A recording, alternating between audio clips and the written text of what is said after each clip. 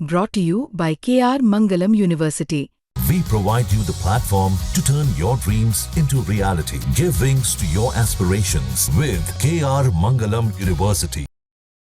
Sir ये बताइए कि जिस तरह से पाकिस्तान के अंदर लगभग 100 किलोमीटर तक जाके हम लोगों ने हमला किया, तो क्या मान रहे हैं कि ये हमला और ज़्यादा आगे होना चाहिए था कि जो निर्णय लिया गया सीज़ फायर का वो ज़्यादा बेहतर रहा? सर देखो कि हमने 104 किलोमीटर भावलपुर तक उनके ट्रेनिंग कैंप को बर्बाद किया, जैस का जो मेन था, और 9 ट्रेनिंग कैंप उनके ख़त्म करे। हमने उनका एयर सिस्टम उड़ा दिया। अब ISI का जो इंफॉर्मेशन हेडक्वार्टर रावलपिंडी है वो भी हमने ख़त्म किया। हमारी लड़ाई आतंकवाद के खिलाफ है सर, और हमने आतंकवाद को ख़त्म किया। उनके टॉप के लीडर देखो 100 से ज़्यादा उनके आतंकवादी मारे गए हैं, और टॉप के उनके बहुत 5 नाम तो आपने भी सुन लिए होंगे मीडिया के अंदर, जो उनके टॉप के 5 लीडर मतलब आतंकवादी मर चुके हैं। तो हमारी लड़ाई आतंकवाद के खिलाफ थी सर। हमारी लड़ाई पाकिस्तान की जनता के लिए नहीं है, न वहाँ के आवाम से हमारी लड़ाई है। हमारी लड़ाई है आतंकवाद से, और आतंकवाद से हिंदुस्तान की लड़ाई हमेशा रहेगी। जब भी पाकिस्तान की धरती में आतंकवाद उठेगा, या पाकिस्तान के आतंकवाद को जो भी सपोर्ट कर रहा होगा, चाहे वो पाक आर्मी हो चाहे दुनिया की कोई भी मिलिट्री, हिंदुस्तान जवाब देगा, जैसे जवाब दिया सर। और देखो युद्ध समाधान नहीं है किसी भी चीज़ का, तो अगर दोनों देशों के बीच में एक सीज़ फायर हुआ है तो सीज़ फायर का पालन हो रहा है, लेकिन हिंदुस्तान ने साफ बोला है कि हम आतंकवाद पर कोई बात नहीं करेंगे सर। कोई समझौता नहीं होगा, आतंकवाद पर कोई समझौता नहीं होगा सर। हिंदुस्तान आतंकवाद पर बात ही नहीं करेगा, बिल्कुल। और आपको बहुत सारे कम लोगों को एक चीज़ और पता होगी, मैं आपको बताता हूँ। जब इसका सीज़ फायर रखा था ना सर, उस सीज़ फायर में सबसे अहम चीज़ क्या बोली थी भारत सरकार ने, वो मैंने किसी मीडिया चैनल में देखा ही नहीं अभी तक कि वो बात किसी मीडिया चैनल ने बताई हो।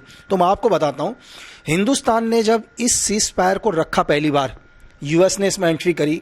ट्रंप या वहाँ के NSA चीफ बोलो, यूएस के NSA चीफ या हमारे इंडियन NSA चीफ, पाक NSA चीफ, हिंदुस्तान ने सिर्फ एक ही चीज़ बोला सर कि आप सारी चीज़ों को अलग रख दो। हमारी सिर्फ एक ही शर्त है, और वो हिंदुस्तान की क्या शर्त थी पता है सर आपको?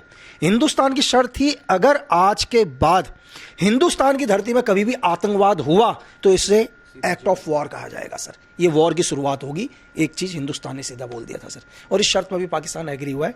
तो बहुत बहुत धन्यवाद सर, थैंक यू सर। जिस तरह से प्रधानमंत्री जी ने खुद अपने संबोधन में कहा, 22 मिनट का लगभग ये उनका स्पीच था, उन्होंने साफ तौर पे कहा टॉक, टेरर और ट्रेड एक साथ नहीं चल सकते हैं। मतलब अगर बात होगी तो आतंकवाद पे होगी और POK पे होगी। बिल्कुल बिल्कुल सर, साफ बोला है कि बात होगी आतंकवाद पर होगी, POK पर होगी। ये हमारे प्रधानमंत्री जी के स्पष्ट शब्द हैं सर। और बहुत सारे लोगों को ऑपरेशन सिंदूर अभी भी कैरी ऑन है, कहीं ये नहीं बोला है कि हमने ऑपरेशन सिंदूर को रोक दिया है। ऑपरेशन सिंदूर का मतलब ही आतंकवाद को खत्म करना है सर। तो ये तो चालू रहेगा, जब तक आतंकवाद रहेगा तब तक हमारा ऑपरेशन सिंदूर रहेगा सर। खून और पानी एक साथ नहीं बह सकते हैं, इस पे एग्री हैं आप? नहीं, बिल्कुल बिल्कुल सर, बिल्कुल। क्या लग रहा है इससे बेहतर और कुछ हो सकता था? जिस तरह से हम लोगों ने अभी पॉज लिया ऑपरेशन सिंदूर का, या ऑपरेशन सिंदूर अभी भी जारी है, ये जो अभी तक का निर्णय लिया, तो कहीं लगता है कि ये बहुत ही बड़ा निर्णय और सही निर्णय लिया गया? नहीं सर, बिल्कुल सर। आप एक देश के अंदर घुस के 104 किलोमीटर के एरिया में जाके आपने उनका पूरा एयर डिफेंस उड़ा दिया सर। आपने उनका ट्रेनिंग कैंप उड़ा दिया, उनका लॉन्च पैड उड़ा दिया सर। क्या लोगे आप किसी से? आप एक चीज मतलब लोग, पब्लिक को लगता है आप LOC के 100 मीटर दूर नहीं जा सकते सर। हिंदुस्तान ने एक बहुत अच्छा जवाब दिया, और हमारे जितने भी लीडर्स इस देश के बैठे हैं सर, उनके ऊपर 140 करोड़ हिंदुस्तानियों की जिम्मेदारी है, उनके फ्यूचर की, उनकी। तो डिसीजन जो भी लिया है हमारे देश ने, और हम उनके पक्ष में हैं सर। एटॉमिक ब्लैकमेलिंग, जो परमाणु हथियार की ब्लैकमेलिंग, हमेशा पाकिस्तान का PM साहब ने साफ तौर पे कहा ये सब चीज़ें वो सब फालतू है सर। वो हमेशा कहेगा, वो सेम वही चीज़ है। मैं आपको अभी नीचे भी बता चुका हूँ बच्चों को।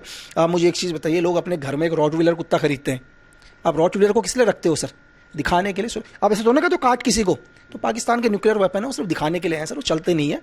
तो हमारे को उसमें बिल्कुल निश्चिंत हो जाना चाहिए। आप हमेशा से देश के लोगों को जज्बा देते हैं, नए यूथ को एक प्रेरणा देते हैं। पाकिस्तान को किस तरह का मैसेज देंगे? बार बार ये गीदड़ भभकी देता है, वहाँ के लोग, वहाँ की सिविलियन जश्न मना रही है, तमाम ऐसे सेलिब्रिटी वहाँ पे सड़कों पर उतर के जश्न मना रहे हैं, अपनी जीत इसको मान रहे हैं। उनको किस तरह का मैसेज देंगे? मैं पाकिस्तान के आवाम को एक चीज़ कहना चाहूँगा यार, जब तक आपके पाकिस्तान के अंदर मिलिट्री राज होगा, आसिम मुनीर जैसे ISI चीफ आसिम मलिक जैसे आदमी आपके देश के अंदर हो, तो आपके देश की तरक्की नहीं हो सकती यार।